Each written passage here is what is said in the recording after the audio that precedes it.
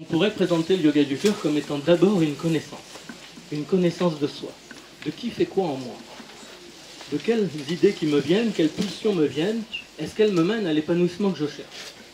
Est-ce que ma façon de gérer une relation avec mes êtres chers ou avec l'environnement professionnel, est-ce que ma façon de le gérer, est-ce que je pourrais le rendre beaucoup plus harmonieux, tout en me respectant?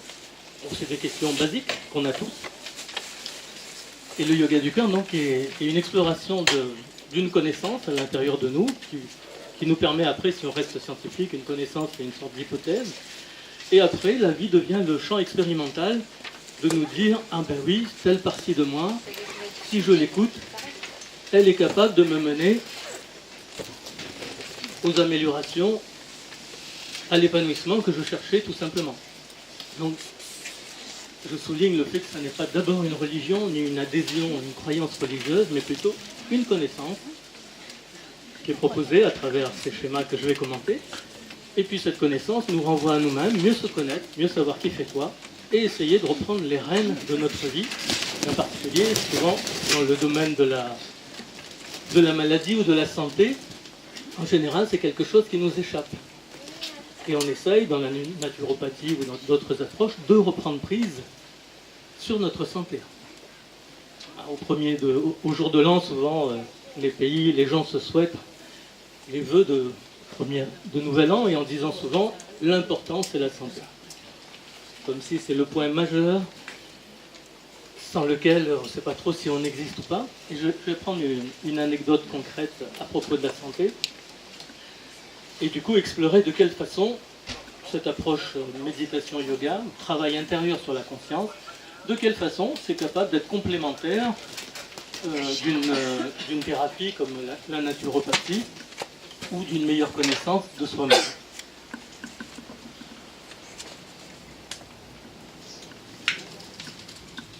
Alors la vie nous a concentrés, de fait, sur une partie de nous, une partie de notre être, que je vais symboliser avec ces trois schémas.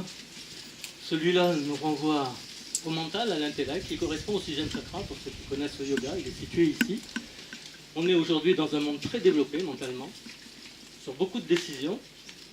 On développe une rationalisation de la décision. Mais il y a un autre chakra qui est encore plus fort, mais qu'on ne voit pas. C'est celui qui est en rouge, celui qui est en bas. Il est plus fort, c'est-à-dire il est développé depuis notre naissance. Depuis même la vie fétale, on pourrait dire. Mais il est développé. Ce chakra, il est situé au niveau du ventre.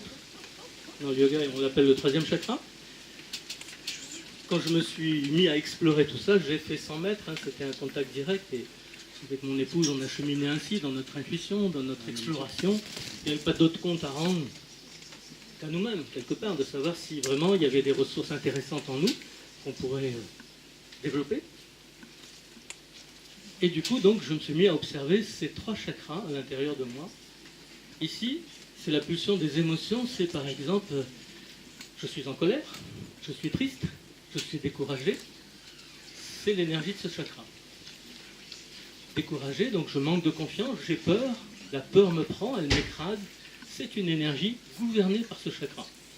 Donc au niveau du ventre, on connaît les expressions avoir la peur au ventre. On dit rarement avoir la peur au cœur. Ça me prend aux tripes, exactement. Ce chakra gouverne les tripes, le ventre, donc il gouverne une forme de volonté, ça détripe. Alors on a déjà deux lieux très forts. Il gouverne à peu près, d'après mes derniers calculs, 99% de notre vie. Je plaisante. Mais c'est vrai quand même. Et du coup, on n'a pas parlé de celui qui est en vert, qui est là. Pourquoi on n'en parle pas beaucoup? Parce qu'il est écrasé par les deux autres.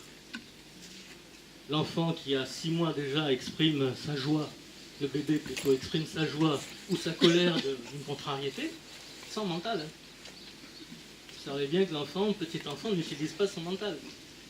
Et il se fait très bien comprendre, comme tous les bébés du monde. C'est ce chakra-là qui gouverne, je suis satisfait ou pas. Je suis contrarié ou pas. Ça vous arrive de dire je suis contrarié? Oui. Et bien maintenant vous savez aussi. C'est juste une illusion qui vous a pris dans cette tenaille. C'est juste une illusion qui vous a pris dans cette tenaille. Simplement, on s'identifie. je suis en colère, je suis contrarié. Le je suis, c'est nous, c'est la conscience. Et on l'a identifié à l'émotion colère, à l'émotion tristesse, à l'émotion contrariété. Parallèlement, on pourrait dire je suis paix, sérénité, je suis harmonie, qu'on aime bien ça. On pourrait dire je suis amour, je suis source d'amour. Et bien c'est pas le même chakra. C'est un autre lieu d'énergie. Et c'est comme ça qu'on va s'approcher du chakra du cœur. Donc physiquement, il est là, dans la petite fossette du sternum. On fera une petite pratique tout à l'heure de 5 minutes. Vous pouvez mieux voir comment il fonctionne. Petite fossette, n'hésitez pas à le toucher, à sentir cette fossette. Et si vous poussez ensuite vos doigts 2 cm plus bas, vous allez ressentir que c'est plus mou, exactement. C'est le bon terme. C'est plus mou. C'est donc très proche, 2 ou 3 cm. Et regardez, observez vous-même quand vous vous sentez bien dans la vie, quand vous dites « mon cœur est rempli de joie », qu'on ait 6 ans ou 40 ans. Eh bien c'est mon cœur, c'est rarement mon ventre. Quand on dit « ça va, toi comment ça va aujourd'hui ?»« Ah ça va pas, je suis contrarié. »« Ah ça va pas, je suis en colère. »« Ah ça va pas, je suis triste, je viens d'apprendre qu'un de mes proches est décédé. » On est sans arrêt avec des « je suis » qui se baladent. Et donc on met de l'énergie, là où on dit « je suis », on met de l'énergie. C'est tous les jours, vous connaissez peut-être autour de vous des gens qui tous les jours sont dans la récrimination, dans une colère quasi permanente, comme des volcans souterrains. Là, on a tous, c'était ces exemplaires de nos familles, gratitude à eux, ils nous enseignent beaucoup. Et du coup, si tous les jours on met de l'énergie de colère, par exemple, je prends que cet exemple, vous pouvez l'étendre à toutes les émotions, eh bien, il se trouve qu'aujourd'hui, on a assez de connaissances scientifiques pour savoir que l'univers interagit avec nous. Les lois de l'univers. L'univers, aujourd'hui, peut se comprendre avec beaucoup de livres qui explorent cette nouvelle connaissance, comme Conversation avec Dieu, qu'une partie de vous a peut-être déjà lu, il y en a d'autres aussi. L'univers peut se comprendre aujourd'hui comme un champ de conscience. Et donc, nous, on est comme l'agriculteur. Là où on met nos graines, comme l'agriculteur dans son champ, c'est là que la floraison se fera. Si tous les jours, 24 heures par jour, est-ce que vous maîtrisez vos pensées? C'est une question bête. Il faut être un maître pour maîtriser. Sur 24 ans, si on enlève 8 heures de sommeil, il reste 16 heures. Est-ce que vous savez à quoi adhèrent ou quoi colportent vos pensées? Est-ce que dans les 16 heures par jour qui restent, vos pensées sont remplies de paix, harmonie, amour, pardon, joie de la vie, confiance inconditionnelle? Combien de minutes? Combien de secondes? Ça dépend des jours bons ou pas. Et par contre, sans arrêt, on ne peut pas maîtriser cet outil mental, et il part. Il suffit qu'on regarde les informations, les actualités en ce moment. L'état du monde peut nous faire réagir, peut engendrer des peurs. La peur de la maladie aussi, elle est très fréquente, depuis longtemps. Elle est encore aujourd'hui, mais à quoi pensent nos pensées? Elles pensent immédiatement, le mental s'active à chercher des solutions. Et plus vous avez peur, plus le problème est grave, plus le mental turbine. Regardez sur 3 chakras, où va l'énergie? Dans nos journées modèles. Alors la méthode, au mental et au ventre. La peur est ici, la peur de la maladie, la peur de souffrir de la maladie, la peur de ne pas bien faire, si je ne fais pas tout bien, la culpabilité, c'est ici. Donc la vie va nous enseigner que, à l'espace du cœur, en petite fossette, là, sous le sternum, l'endroit où tous on a ressenti du bonheur, de la joie, du bien-être, là on dit « Ah ouais, ça va super bien en ce moment. Je ne sais pas si ça va durer, c'est qu'on est descendu là. Ça va super bien, et je cherche en moi les moyens de continuer à aller super bien. » C'est l'origine du mot yoga. En Inde, le mot yoga, ce n'était pas les postures. C'était un état d'union permanente entre le petit moi, qui est plutôt là, et le moins beaucoup plus merveilleux en nous, qui correspond à la flèche du haut. Là. Chaque chakra là, est doté de 2 flèches, une façon de symboliser qu'ils ne sont pas ouverts ou fermés, mais qu'ils ont une certaine progression. Ils peuvent développer, ouvrir leur porte intérieure, leur grenier, leur réservoir, leur richesse, plus on y mettra de l'énergie. Alors comment on y met de l'énergie? Un des moyens les plus basiques a toujours été la méditation, qui reprend aujourd'hui de la vigueur. Mais au moment où on ferme les yeux dans une médite, ça veut dire je ferme les yeux sur la dispersion extérieure et je dirige mon regard vers mon univers intérieur. On peut voir la méditation comme ça, en tout cas c'est de cette façon qu'on l'aborde dans le yoga du cœur comme une exploration de nous et qu'est-ce qui se trouve derrière cette porte. Alors, rien que d'avoir mis 2 flèches sur le cœur, de niveau, hein, c'est pas des flèches qui vont percer le cœur. Rien que d'avoir mis 2 étages, ça nous renvoie à une connaissance de nous qui peut nous aider à comprendre tout un grand panel de nos souffrances. Les souffrances sentimentales, mais aussi les souffrances affectives en famille. Alors ici, la flèche basse du cœur, tout ce qui est flèche basse, ça veut dire cet état standard, un peu brut. Alors le chakra du cœur, dans son état basique, il est comme on était quand on avait 6 ans à peu près, et que nos parents nous éduquaient à être gentils avec les autres. S'ils invitaient de la famille un dimanche, nos parents nous disaient bah, tu seras gentil avec certains une telle, tu rendras service à tonton machin, et tu feras plaisir à ta cousine si elle te demande de faire ci ou faire ça. Être gentil, rendre service, faire plaisir. Non, on a à peu près été éduqués comme ça. Dans toutes les cultures, hein, à La Réunion, il y a beaucoup d'ethnies, beaucoup de cultures différentes, mais c'est un universel. Et ça correspond... Cette définition-là est la plus mauvaise définition de l'amour. Elle est fragile, elle est mièvre, elle n'a pas de force. Et surtout, quand on va être gentil, ben, tôt ou tard, on va se retrouver un peu comme l'agneau, tout gentil, avec le méchant loup. Dans la vie. Et c'est comme ça que les uns et les autres, on s'est fait mordre, et on s'est dit, plus jamais j'ouvrirai mon cœur. Et là, on a construit des carapaces ici, et notre vie s'est déportée vers les 2 autres chakras. Donc au choix, on trouve les gens très mentalisés. Ils n'ont même pas les pieds sur terre, hein, tellement ils sont très hauts. C'est leur façon de se protéger des souffrances de l'amour et du cœur. Ou alors, on trouve des gens ici. Alors, quelle différence? S'ils ne sont pas très mentalisés dans leur sphère, comment ils vont fonctionner? Les émotions, mais ils sont partis, c'est subconscient. Hein. On n'en est pas conscient. Mais dans notre subconscient, cette réaction est venue du fait qu'ici, ça a fait très mal. Donc on a eu une déception sur l'amour. L'amour pas forcément sentimental, entre familles par exemple. Parfois, ben, entre frères et sœurs, c'est très dur. Il peut y avoir beaucoup de souffrance. Alors ce chakra-là, donc oui, c'est les émotions, mais le petit plus, oui. Le blocage. Oui, égoïste. Protéger, oui. Faire des blocages. Pardon? Faire des blocages. Il y aura des blocages, oui, beaucoup. Mais surtout, une personne qui est dans ce tempérament, L'action.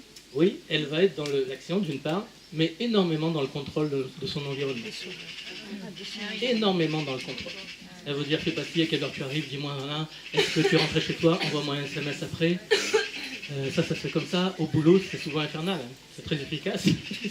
Ça peut être infernal d'être à côté de quelqu'un qui veut tout bien faire en contrôlant qu'elle fait tout bien. Quand je dis elle, je dis une personne, hein, homme ou femme. Oui, tout à fait. Ça part de la perfection, mais ensuite c'est développé en restant dans ce chakra pour une raison. Alors pourquoi cette perfection? Pourquoi cette perfection, par exemple, à tout bien faire? Pas culpabiliser. Alors oui, je suis toujours ravi d'avoir un public bien averti. C'est dans les fondements de notre subconscient. On pourrait dire que notre subconscient, c'est comme le 20e sous-sol. La maison, c'est comme la conscience. Et nous, quand on habite notre maison, on est où? Bah, dans des pièces ordinaires. La chambre, la salle de bain, la cuisine, voilà, on tourne là. Si on a une maison qui fait 25 pièces ou 30 pièces et 20 sous-sols, est-ce que c'est facile de descendre dans le sous-sol s'il n'y a pas de lumière? Alors du coup, on vit en surface de nous-mêmes. Et là, ici, gentil, rendre service, faire plaisir, c'était une façon de chercher la reconnaissance, l'amour, mais ça n'a pas marché. Parce que la vie ne nous place pas qu'avec des gens gentils. Mais la vie, du coup, cet endroit-là peut nous enseigner que la vie est un monde école. Un monde école de l'amour, pour apprendre l'amour, pour dépasser nos idées fausses de l'amour. Entre les 2 flèches, là, c'est un dépassement des idées fausses. Les idées fausses de l'amour, ça veut dire, c'est pas une question d'éthique ou de morale, ça veut dire qu'on n'est pas dans la réalité de l'amour, on est dans notre imaginaire de l'amour. Un peu comme les quiproquos entre gens qui s'aiment. sans arrêt, il y a des quiproquos dans les familles. Dans mon observation, 80% des fâcheries en famille sont des quiproquos. C'est-à-dire qu'il n'y avait pas d'intention. Mais une fois que les quiproquos sont là, la famille s'éloigne, les humeurs arrivent, l'ego vient défendre le territoire, tout le mécanisme se met en place. Donc notre vie actuelle, elle est basée sur ces deux chakras. Pour que celui-ci arrive, en fait, c'est sa flèche du haut, son canal du haut, on pourrait dire, son étage supérieur, on appelle ça le cœur éveillé, dans le jargon yoga du cœur, par rapport à ça, qui est le cœur tendre, le cœur basique, le cœur fragile, cette part de nous qui est fragile. Oui, le cœur est fragile dans son départ, comme Blanche-Neige. Vous connaissez le conte de Blanche-Neige et les 7 chakras? Eh bien, elle va apprendre à développer ses chakras, ils ont une taille réduite, nain. Elle va apprendre à les rendre aussi forts, et c'est la force de l'amour venant en elle, le prince amour, qui va être capable de renverser le pouvoir de la reine. Dans différents livres, j'ai repris ces contes qui m'en sont venus pour donner une traduction, mais qui est toujours très moderne, très actuelle. Et dans Blanche-Neige, dans ce conte de fées ou dans le roman, les autres héroïnes, les princesses en général, ont beaucoup de qualités, très belles, comme Blanche-Neige, mais elles sont toutes généralement fragiles. Pas hésiter à diriger des pétales de pardon. Alors que de l'autre côté, si on travaille sur le chakra du cœur, si un peu comme une plante qu'on arrose chez soi, eh bien il va croître en force. Donc le cœur est destiné à croître en force intérieure. La force intérieure du cœur, on la retrouve par exemple dans l'action extérieure de gens comme Gandhi, comme Martin Luther King, comme Nelson Mandela, comme Sœur Emmanuel ou d'autres. On sent qu'il y a une force qui cherche que l'amour, ce n'est pas une force égoïste. Alors qu'ici, on va trouver de la force, les tripes, là, comme on disait tout à l'heure. Mais c'est une force de caractère, dominée par l'ego. Ça ne veut pas dire l'égoïsme, dominée par l'ego. Pourquoi l'ego pourrait poser un acte très généreux, qui paraît pas égoïste? Oui, donc il a le souci de son image, de poser un acte qui paraît généreux, mais il a besoin de le dire, ou il a besoin que les médias en parlent, etc., etc. Donc du coup, il reste toujours dans sa logique. Même quand il paraît généreux, il n'y a pas un gramme d'amour dans une action de l'ego, ça n'est pas son domaine. Donc l'univers, tous les jours, 8 heures par jour, on ne compte pas ce que vous faites pendant les 8 heures de sommeil, il y a des rêves, il y a beaucoup de choses. L'univers, il prend en charge quelle graine de conscience on a émise. Or, on est plus dans l'idée forte de l'amour, l'apparence de l'amour, le besoin d'être aimé, comme vous l'avez dit très justement. Le besoin, à défaut d'être aimé, ce qui est difficile, donc le besoin. Qu'est-ce qu'il y a comme supplétif? Si on n'arrive pas à être aimé, qu'est-ce qu'on essaye? Oui, d'être reconnu, d'être apprécié comme quelqu'un de bien. À nouveau, on retrouve le bien. Alors la vie va nous enseigner, et le yoga du cœur est une méthode qui va permettre de développer ça. Je ne passe pas trop de temps là-dessus pour essayer de vous donner un exemple qui nous amène à cet autre schéma. Je vais prendre un exemple concret. Donc c'est une personne... il y a eu plusieurs personnes au yoga du cœur où ça s'est déroulé ainsi. Donc du coup, ça a nourri notre point d'interrogation de comment marchent les maladies, comment marchent les guérisons. On pourrait dire par rapport aux thérapies en général, dont la naturopathie, qui le fait par des processus naturels, que souvent les thérapies traitent le symptôme. Et les gens parlent de leurs symptômes quand c'est trop gênant. L'enfant ne va pas chez le dentiste avant d'avoir très mal. Donc c'est quand le symptôme devient gênant qu'on considère qu'il y a un souci et qu'on cherche une solution. Alors ici, dans l'approche yoga-méditation, on va être un peu en amont. On va être à qu'est-ce qui a déclenché ce symptôme? Est-ce qu'on peut agir dessus? Il y a beaucoup d'ouvrages aujourd'hui qui vous cette piste, mais puisqu'on est dans ce registre, je vais prendre un exemple vécu. Donc c'est une dame d'à peu près 55 ans qui venait de prendre sa retraite, qui avait été professeur d'éducation physique, donc très dynamique dans l'énergie, dans le sport. En plus, elle avait développé un diplôme pour être professeur de Hatha Yoga. Et en plus, elle s'intéressait, ou en tout cas, elle était dans ce qu'on appelle l'Ayurveda, le système d'Ayurveda au niveau santé, etc. Et donc, grande surprise pour elle, puisqu'elle pensait que sa vie était saine. Grande surprise pour elle, 55 ans, tombée des nues, cancer du sein. Bon, elle accepte le protocole médical, elle suit, et puis qu'est-ce qu'elle va faire au niveau de sa vie quotidienne pour accompagner la guérison? Oui, mais aussi du yoga, mais aussi la nourriture. Des jeunes ou du bio, pas mal de choses. Tout ce qu'on propose, on entend parler, elle se bouge. Elle a l'énergie, c'est une battante, comme on dirait, elle se bouge. Et effectivement, au bout d'un an, l'hôpital confirme guérison. Donc elle est très très très contente. Et puis elle repart dans sa vie, hein, bien nourrie, entre famille, filles, petits-enfants, etc. Mais un an après, au moment d'un contrôle, récidive. Et là, elle ne comprend pas. Parce qu'elle ne voit pas qu'est-ce qu'elle peut améliorer. Vu que dans l'intervalle, en plus, son mari a créé un potager bio dans le jardin. Donc vraiment sous contrôle. Là, elle ne voit pas qu'est-ce qu'elle peut faire de mieux. Tous les jours, elle fait 50 km de vélo, qu'il pleuve ou qu'il y ait du soleil. Hatha Yoga, Ayurveda. Alors, Méditation. qu'est-ce que vous lui conseilleriez? Oui, la méditation. Elle en faisait déjà un peu dans le Hatha Yoga. Elle avait un peu croisé le yoga du cœur 2 ou 3 ans avant, donc elle s'en rappelle, ou prise un peu dans cette impasse, entre guillemets, impasse au sens, elle ne voit pas comment améliorer son hygiène de vie pour stabiliser une guérison actée par la médecine. Hein, c'est ça le débat. Donc du coup, elle nous recontacte et en été, on fait souvent des stages assez longs, c'est-à-dire qui durent une semaine, 5 jours, 6 jours, disons, qui permettent, plus les stages sont longs, plus ça peut nous permettre d'aller dans les sous-sols, de voir où se trouve l'amiante, de voir s'il n'y a pas des restes radioactifs de la dernière guerre. Parce que nous, quand on vit à l'étage, on se dit tout va bien. Hein, un jour, on fait venir un énergéticien, un géobiologue, et il nous dit, oh là là, catastrophe, il y a un nœud de je ne sais plus qui, il faut complètement changer l'orientation de votre lit. C'est comme ça que ça se passe. Ce qui est d'ailleurs souvent fondé. Hein. Mais ce que je veux souligner, c'est notre ignorance de nous dans notre vie en surface. Nous, tant que ça va bien, on dit ça va bien. Donc il faut quelque part qu'une bombe émotionnelle produise un effet pour que tout d'un coup ça crée un éveil, un intérêt, ou de se dire mais ça va pas si bien que ça. Il y a une part de nous qui est vexée, c'est la part de nous qui pensait contrôler sa vie, qui disait je connais mon corps. Oui, vous connaissez cette part de hein, ça tient en 3 lettres. Hein. Alors donc elle décide effectivement d'aller explorer à la fois l'origine de ce cancer du sein qui récidive et puis les solutions, comment en sortir.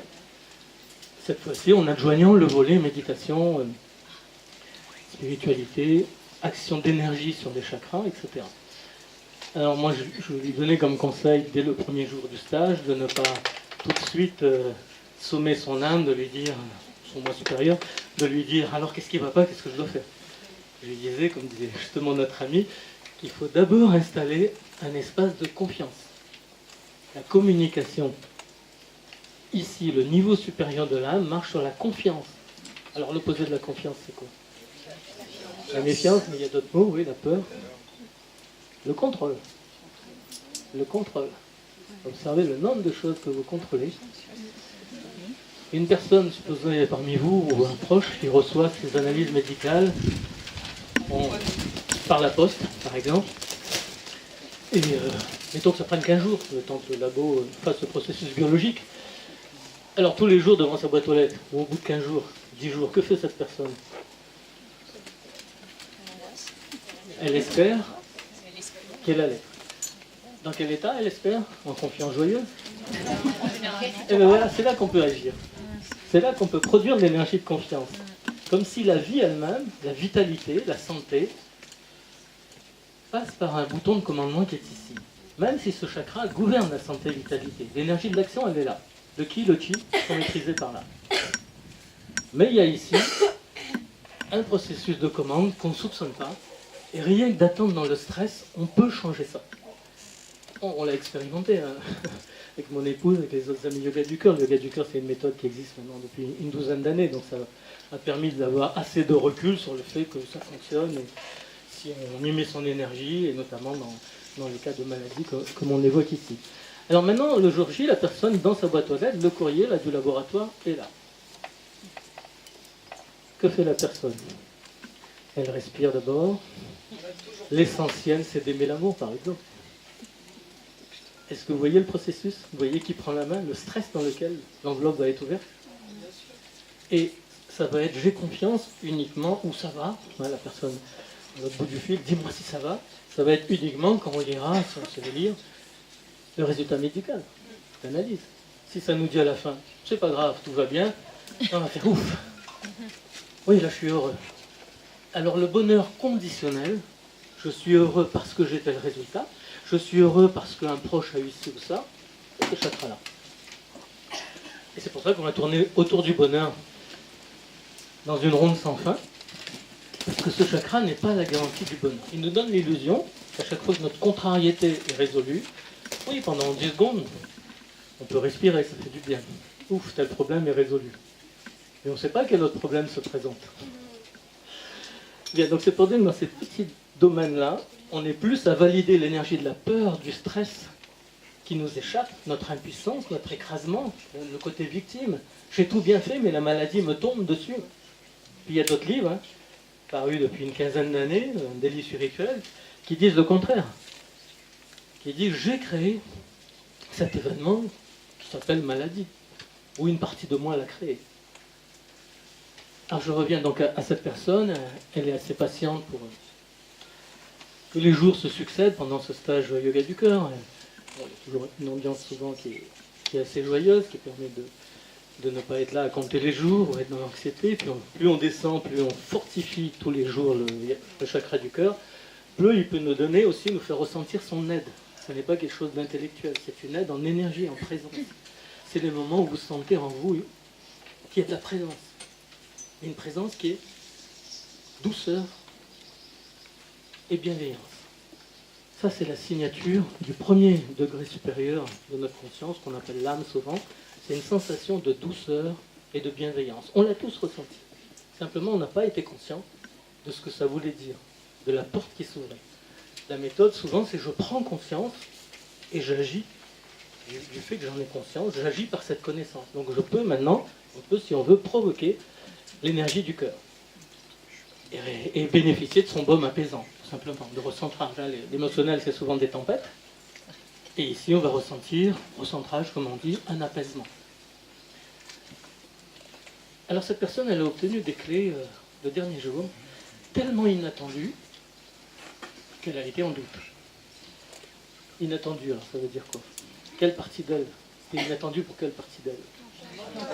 Exactement. C'était pas du tout une idée qu'elle avait pu balayer, à laquelle elle s'attendait dans sa connaissance ou son ignorance de sa famille.